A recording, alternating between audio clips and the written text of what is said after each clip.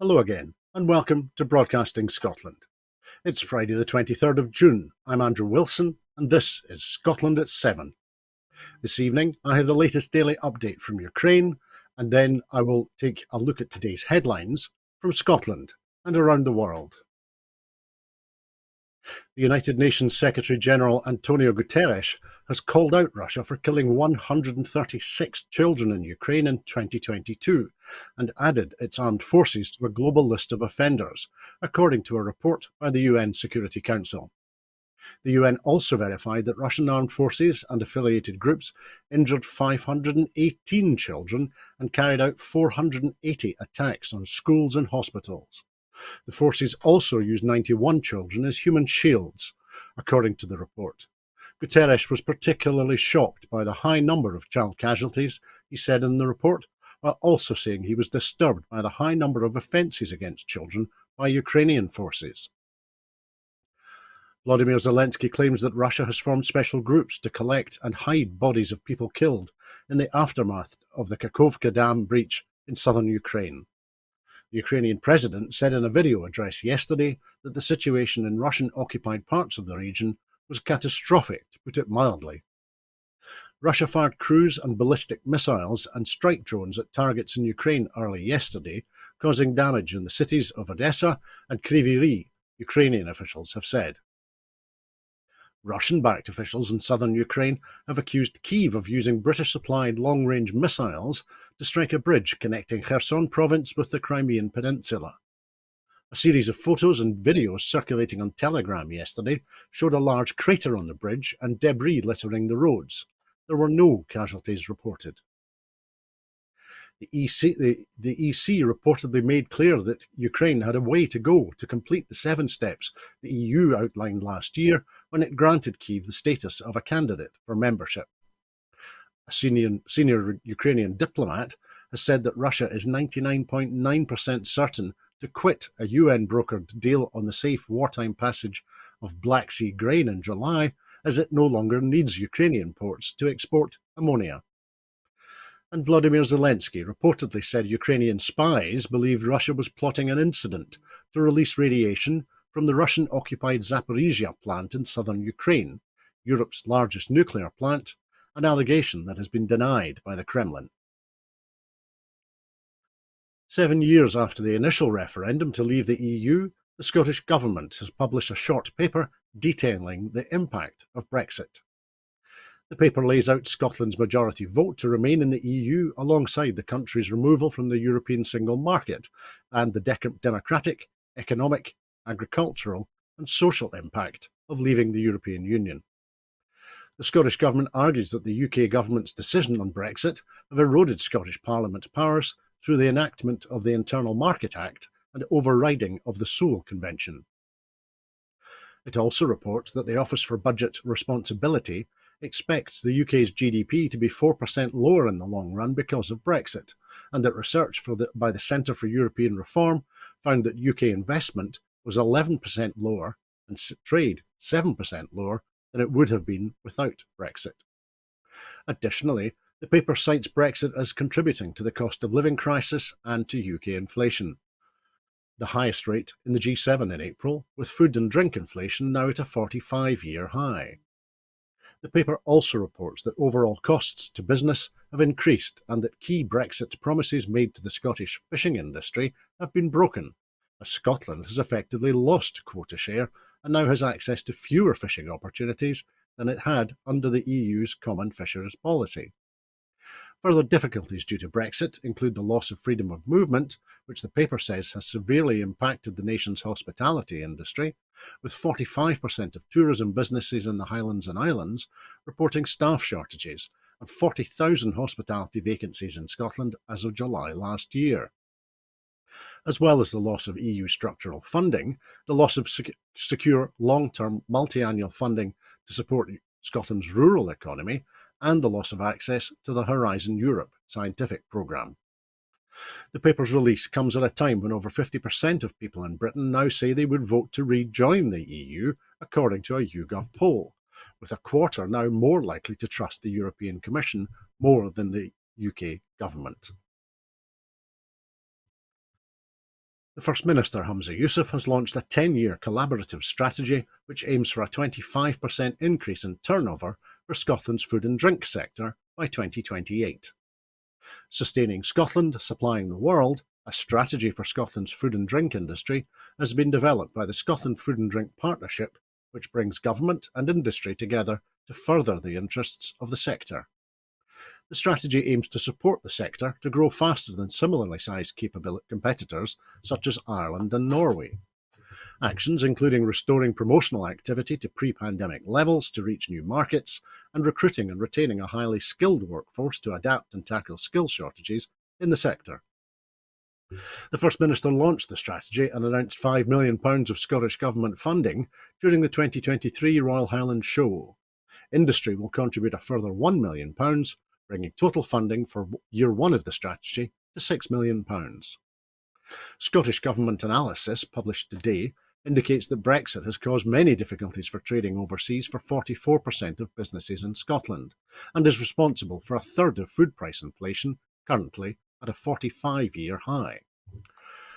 Previous figures from the Scotland Food and Drink Partnership have also shown that in January 2022, food manufacturing industries faced a shortfall of at least 10,000 workers, with impacts particularly notable on soft fruit, horticulture and seasonal vegetable production, making attracting new talent to the sector a priority for the strategy. The Scotland Food and Drink Partnership will publish a detailed Year 1 delivery plan shortly, focusing on how businesses across the sector can access and sell to new markets in Scotland and across the world.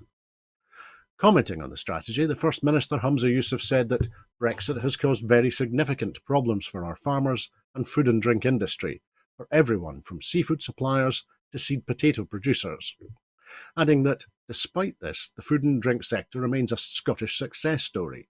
As an employer, including in rural areas, and an exporter, it is a major contributor to the Scottish Government's missions of opportunity, equality and community. We are determined to work with the sector to help it succeed, and that's why we're supporting the food and drink strategy with £5 million this year. Chief Executive of Scotland Food and Drink, Ian Baxter, said the new Scotland Food and Drink Partnership industry strategy will lay the foundations for sustainable growth for one of our country's most important economic sectors. Sustaining Scotland, Supplying the World is a collaborative strategy that brings together businesses, leadership bodies and government to chart a sustainable and profitable path for the industry. This morning, the Chancellor of the Exchequer, Jeremy Hunt, met the UK's principal mortgage lenders with the Financial Conduct Authority to agree support for people struggling with mortgage repayments. The lenders, which cover 75% of the market, agreed to a new mortgage charter providing support to residential mortgage customers. The support is that anyone worried about their mortgage repayments can call their lender for information and support without any impact on their credit score, and encouragement for the public to contact their bank, who are there to help. That customers won't be forced to have their homes repossessed within 12 months from their first missed payment. That customers approaching the end of a fixed-rate deal will be offered the chance to lock in a deal up to 6 months ahead, and will also be able to apply for a better deal right up until the new term starts, if one is available. Support for customers who are up to date with payments to switch to a new mortgage deal at the end of their existing fixed-rate deal without another affordability check. Providing well-timed information to help customers plan ahead should their current rate offer be due to end. And offering tailored support for anyone struggling and deploying highly trained staff to help customers. This could mean extending their term to reduce their payments, offering a switch to interest-only payments, and also a range of other options like a temporary payment deferral or part interest, part repayment.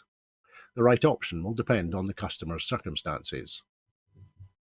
Additionally, a new agreement between lenders, the FCA and the government, permitting customers to switch to an interest-only mortgage for 6 months or extend their mortgage term to reduce their monthly payments and switch back to their original term within the first 6 months, if they choose to, will be made available. Both options can be taken without a new affordability check. Commenting on the changes, the Chancellor of the Exchequer, Jeremy Hunt, said that there are two groups of people who we are particularly worried about. The first, the people who are at real risk of losing their homes because they fall behind in their mortgage payments, and the second are people who are having to change their mortgage because their fixed rate comes to an end, and they're worried about the impact on their family finances of higher mortgage rates. So today I agreed with the banks and the principal mortgage lenders and the Financial Conduct Authority three very important things. The SNP Social Justice spokesperson David Linden MP responded, saying that these paper-thin measures from the UK government will be cold comfort for people facing soaring mortgage bills, and they will do nothing at all for those facing steep rent hikes. Adding, he said, a stay of execution on home repossessions is welcome, but it won't help families cover the thousands of pounds they are having to pay in extra mortgage interest under the Tories, nor will it help renters cover the costs being passed on by their landlords. A report by the Electoral Commission published today has found that at least 14,000 people were denied a ballot paper in England's local elections due to voter ID requirements.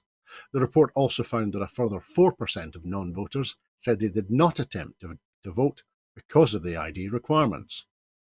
Following the Election Act, which was put into place this year, voters are required to show a document from a small list of photo IDs in order to vote in all general or parliamentary by-elections across the UK, and for local elections in England.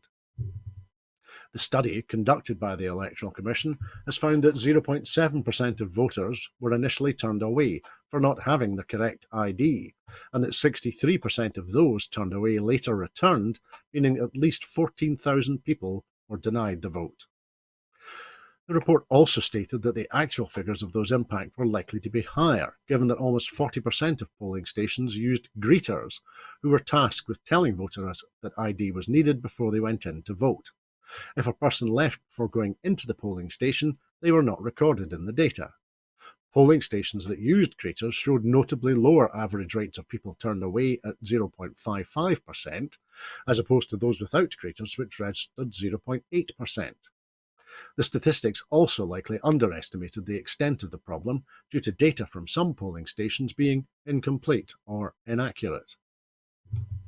While carrying out separate polling to determine why some people did not vote, the Commission found that 4% blamed the new ID rules, and that of those, 75% said they lacked the necessary documents, while the remainder disagreed with the policy. The total electorate and turnout for May's elections has not yet been published, but if they are similar to previous years, it could mean at least 400,000 people decided not to vote because of the new rules. The Commission said initial evidence suggested voter ID disproportionately affected people who have disabilities or are unemployed, with some correlation also apparent with factors such as ethnicity, and a broader report in September aims to examine demographic factors in more depth. The Electoral Commission's head of policy, Craig Westwood, commented on the findings, saying that elections should be accessible to everyone, so we are working to build a better understanding of the specific experiences of voters at these elections, adding that while they could not yet draw any concrete conclusions, some of the emerging evidence is concerning. This analysis comes following reports that former Cabinet Minister Jacob Rees-Mogg allegedly told the National Conservatism Conference last month that parties that try and gerrymander end up finding their clever schemes come back to bite them, as I dare say we found by insisting on voter ID for elections. The SNP Cabinet Office spokesperson Kirsty Blackman MP said that the voter ID laws pose a damaging threat to democracy in the UK, adding, if this trend continues, thousands more could be prevented from voting at the next general election because they don't have the right ID or aren't aware of the changing rules.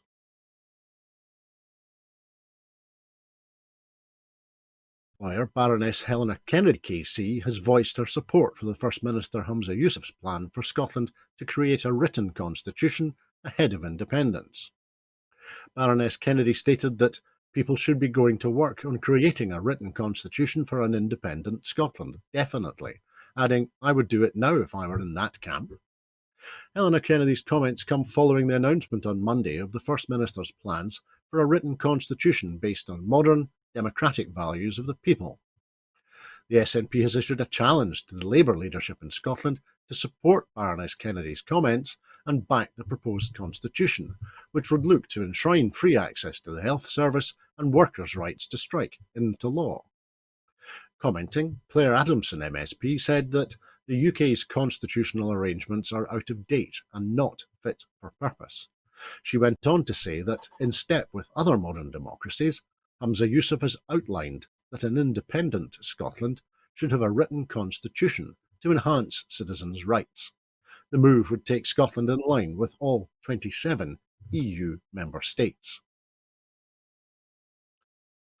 The Independence Minister, Jamie Hebborn MSP, has said that the First Minister is placing a positive case for independence at the forefront of his leadership, adding that there will be more publications in Scottish Government's Building a New Scotland series over the summer, as the government attempts to scale up its ambitions to equip the people of Scotland with information on the country's constitutional future.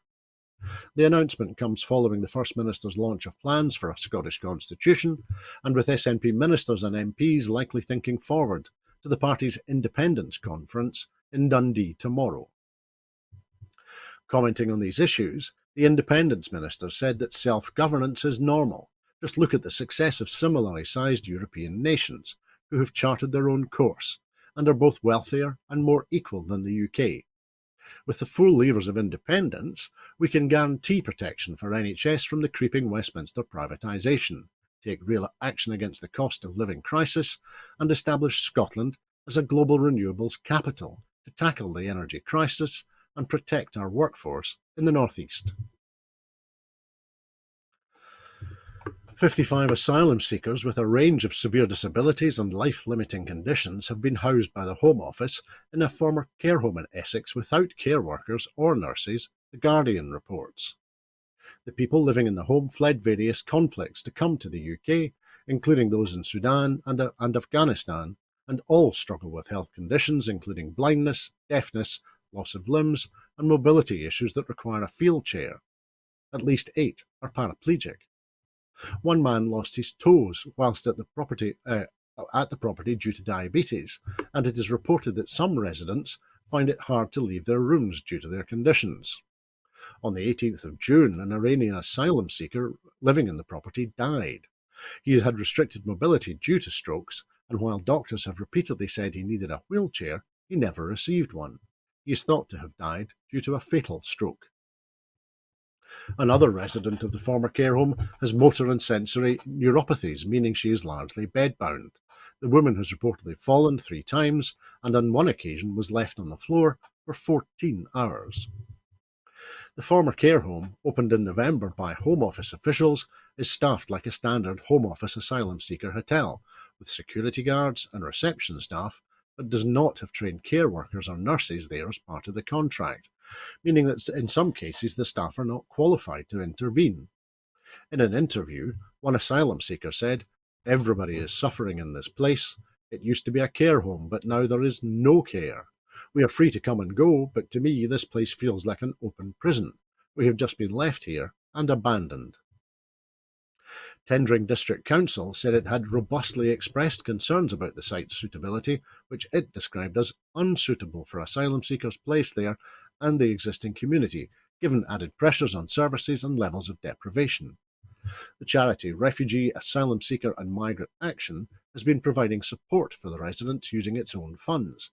It says it no longer has enough to purchase clothing, disability equipment and other essentials for the 55 to 77 people living there. Maria Wilby, the operational lead for the charity, said that it is cruel to stick these vulnerable people here in the middle of nowhere. We are literally watching them fall apart. A Home Office spokesperson said, "We are committed to ensuring the safety and well-being of those on asylum support, including people with disabilities. However, we do not operate care homes nor commission care, as it is not within our statutory remit." A United States judge has fined 2 lawyers and a law firm $5,000 after false citations generated using ChatGPT were submitted in a court filing. A district judge in Manhattan ordered Stephen Schwartz, Peter Lodica, and their law firm Levido and Oberman to pay the fine using their use of fake legal research in an aviation injury claim. Stephen Schwartz confessed that ChatGPT had dreamt up six of the cases he referred to in the legal brief, in a case against the Colombian airline Avianca. The judge, P. Kevin Castell, said in a written opinion that there was nothing inherently improper in using AI tools, but that the role of attorneys is to ensure the accuracy of their filings, and that the lawyers and firm had abandoned their responsibilities by submitting judicial opinions that did not exist, with fake quotes and citations.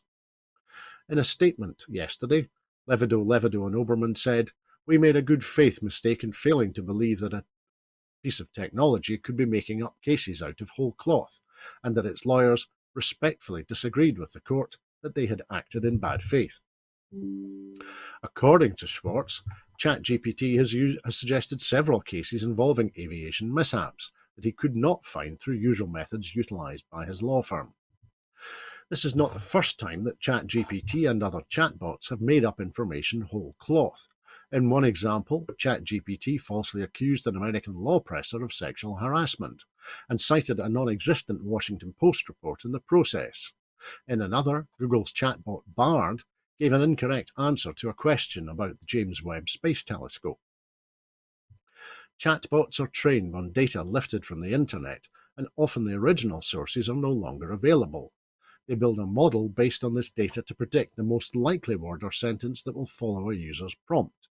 Factual errors can occur as a result, but users often still believe the answers to be correct. In a separate written opinion, the judge threw out the underlying aviation claim, saying that the statute of limitations had expired. The Scottish Government has announced the launch of a new action plan placing sustainability at the centre of the Scottish education system.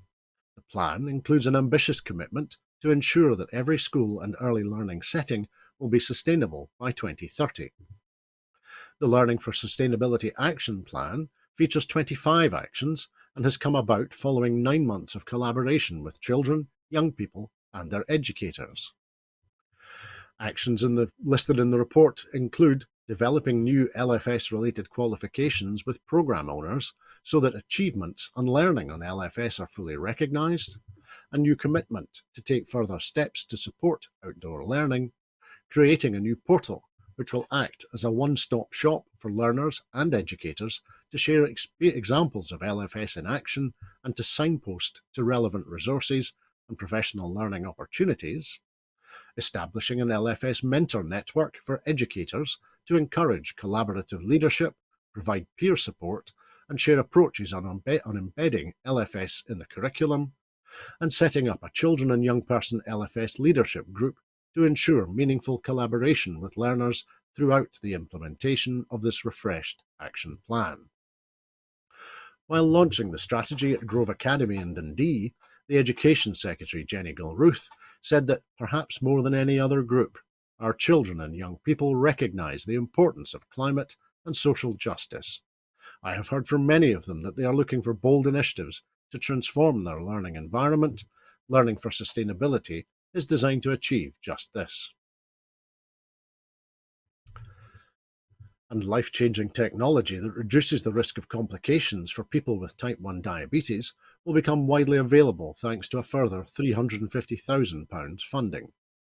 The Scottish Government has invested the money to help to accelerate the distribution of closed-loop systems. Closed-loop systems help people to improve their glycemic control and in return to reduce the likelihood of complications, which at their most serious can include blindness, renal failure and amputations, as well as unplanned admissions to hospital. The technology is considered the most significant development in type 1 diabetes treatment in recent years and can transform lives, particularly for children and young people. The investment will see a dedicated team created at the National Centre for Sustainable Delivery at the NHS Golden Jubilee to support NHS health boards in rolling out the technology faster and more efficiently across Scotland. Commenting on the investment, the National Diabetes Lead Professor Brian Kennan said that creation of a dedicated team to help support the adoption of closed-loop systems and to standardise our approach to access across Scotland will help ensure that our healthcare system is well placed to realise the massive advantages that these innovative technologies offer. He added that closed-loop systems are truly transformative technologies and help reduce the day-to-day burden of trying to optimise type 1 diabetes control. The Public Health Minister, Jenny Minto, said that there's no reason why someone living with type 1 diabetes shouldn't live a long and healthy life, but some people find managing their condition difficult. Diabetes technologies make the process easier and can enhance people's quality of life. That's why we're aiming to provide access to closed-loop systems at the earliest opportunity and are working with NHS boards to improve access. And that is all that we have for you this evening. In making these programmes, Broadcasting Scotland relies on the generous support of viewers and others who value our distinctive approach to news, current affairs and culture. Please help us to continue to make these programmes and to continue to develop the station. Our programmes will always be free to view, but if you can afford £5 a month, please consider becoming a Broadcasting Scotland supporter. We have set ourselves a target of raising £30,000 in order that we can pay the bills. To everyone who has donated and to everyone who has signed up to make a regular monthly payment as a Broadcasting Scotland supporter, thank you very much. There are other ways in which you can contribute to our work. If you would like to volunteer to work with Broadcasting Scotland, either behind the scenes or in front of the cameras, or in any other way that helps our work, then please visit our website at www.broadcastingscotland.scot and send us a message there. You can find us on Twitter at BroadcastScot. Please like and retweet us there, and you can also find us on Facebook by searching for Broadcasting Scotland. When you're watching us on YouTube, it would be great if you would like and subscribe to Broadcasting Scotland on that platform. Now, on this day in 1970, arguably the most important piece of the M8 motorway, used now by over 155,000 vehicles every day, and one of the busiest urban bridges in Europe, the Kingston Bridge, carrying the M8 over the River Clyde in Glasgow, was opened. We will be back at 12 noon on Sunday with the next edition of the Full Scottish, so please come back and join us then. Meanwhile, please and also we'll be covering the Independence Conference being held by the SNP in the Caird Hall in Dundee, so please come back to Broadcasting Scotland and you'll find us streaming the conference once we're able. But meanwhile, please take care of yourselves. It's bye-bye from me.